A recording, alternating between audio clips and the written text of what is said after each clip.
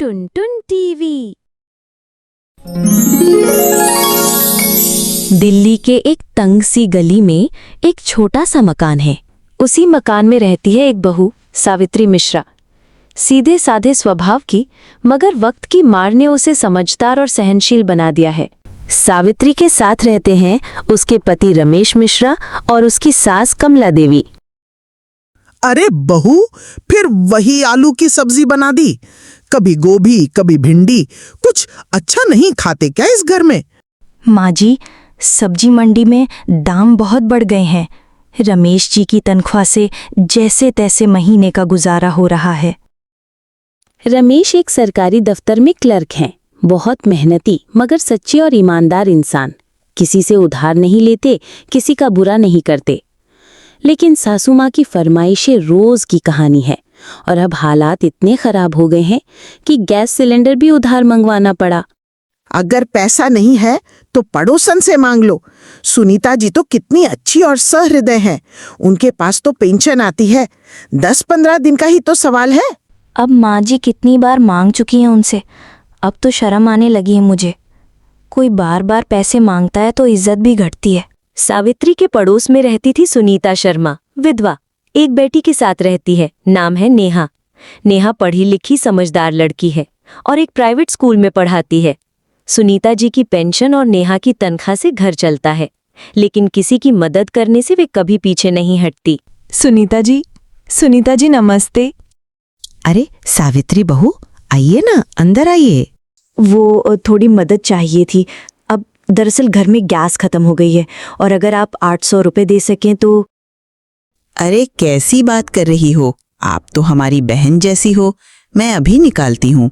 एक बार, 2 बार, फिर तीसरी बार सुनीता जी बार बार मदद करती रही बिना सवाल पूछे। मगर मोहल्ले की जबान पर लगाम थोड़ी ही होती है। अरे वो मिश्रा जी की बहू तो जैसे उधार की दुकान खोलकर बैठी है। हर महीने सुनीता जी से पैसे मांगती है। हाँ, मैंने भी सुना है। और ऊपर से सासू माँ तो हर समय ताने मारती हैं। बहू क्या करे। मोहल्ले में बातें फैलने लगी, लेकिन सावित्री सब कुछ सहती रही। वो जानती थी कि गरीबी पर पर्दा डालना आसान नहीं होता। तुमने फिर पैसे लिए पड़ोसन से? माँ जी ने कहा था और सिलेंडर भी खत्म हो गया था। मैंने सोचा इस बार आखिरी बार। मैं जानता हूं तुम मजबूर हो, लेकिन इस तरह जिंदगी नहीं चल सकती। कल शिव से बात करूंगा, शायद कोई लोन का रास्ता निकल आए।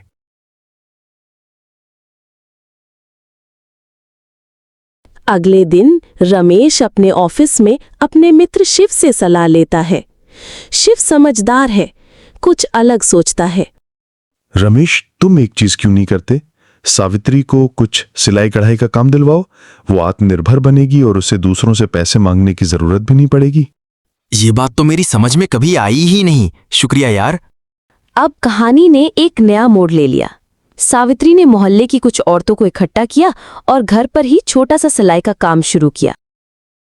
बहू, ये सब करने की क्या जरूरत थी? औरतों को घर पर बुला लिया, मोहल्ला क्या सोचेगा? माँ जी, मैं किसी की बातों से नहीं डरती। जब मदद मांगते हैं तब भी लोग बोलते हैं और जब मेहनत करते हैं तब भी। अब मुझे बस खुद पर भरोसा रखना है। दिन बीतते गए। सावित्री का छोटा सा काम अब मोहल्ले में चर्चा का विषय बनने लगा, इस बार अच्छे रूप में। मगर तभी एक दिन अचानक सुनीता जी बीमार पड़ गई और अस्पताल में भर्ती करनी पड़ी। भाभी माँ बहुत बीमार है। डॉक्टर ने कहा है तुरंत इलाज शुरू करना होगा, लेकिन हमारे पास पैसे नहीं है। और जो आपने उधार लिए थे, अगर वो मिल जाए तो। नेहा, मैंने तो सिर्फ 2500 रुपए उधार लिए थे, वो भी 3 बार में। तुम तो कह रही हो कि। भाभी माँ ने मुझसे कभी कुछ नहीं छिपाया, लेकिन अभी अभी पता चला कि आपने 20,000 मांगे थे। सावित्री के पैरों तले जमीन खिसक गई। उसने इतना पैसा तो कभी मांगा ही नहीं था। उसे समझ नहीं आया कि ऐसा झूठ किसने बोला। माँ जी, आपने सुनीता जी से 17,500 रुपए और मांगे थे, वो भी बिना मुझे बताए।